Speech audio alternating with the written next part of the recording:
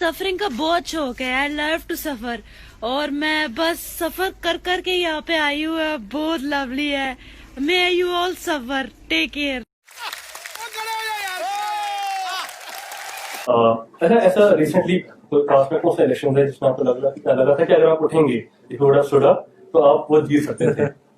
मुझे लगता है म्युनिसिपैलिटी के इलेक्शंस में 10 वोट लेने थे, वो तो आ ही जाता है ना। 3 तो आप ही डालते मुझे। छोड़ो, तो मैं 50 बार बोल रहे हैं पढ़ने निकले वाले छात्रों को राजनीति से दूर रहना चाहिए। हैं?